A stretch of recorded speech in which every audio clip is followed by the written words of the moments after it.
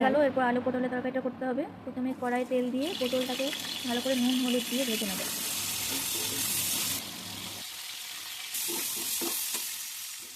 পটলটা ভাজা হয়ে গেছে, পটলটা তুলে রেখে এর ওপরে এই তেলের ওপরেই আমি দিয়ে দেবো পেঁয়াজ কুচি। পেঁয়াজ কুচিটা ভালো করে একটু নেড়ে চেড়ে ভাজা ভাজা হয়ে গেলে, হালকা ব্রাউনিশ হয়ে গেলে আমি দিয়ে দেবো দুটো লঙ্কা, লবণ আর কিছুটা টমেটো আর পেঁয়াজের পেস্ট ছিল ওটা দিয়ে দিলাম। তারপরে হলুদ, জিরে, ধনে আর লঙ্কার গুঁড়ো দিয়ে ভালো করে মশলাটা কষিয়ে নেবো।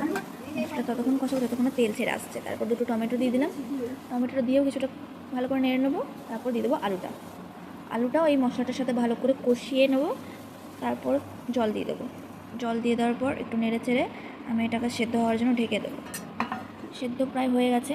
মাঝে আমি একটা ক্লিপ নিতে ভুলে গেছি, যেখানে আমি এই পটলটা দিয়েছিলাম, মানে মাঝে একটা সময় পটলটা দিয়ে দিয়েছিলাম। তারপর আবার ঢেকে দিয়ে ঢাকনা খুলে, তো আমার রান্না কমপ্লিট। তো এরপরে একটা রেসিপি ছিল, সেটা আমার মা করেছে, ওটা নেক্সট ভিডিওতে আমি আনবো। তো টাটা, চলো বাই বাই। ভিডিওটা ভালো লাগলে অবশ্যই একটা লাইক কমেন্ট করে দিও আর আমার চ্যানেলটাকে সাবস্ক্রাইব করে দিও।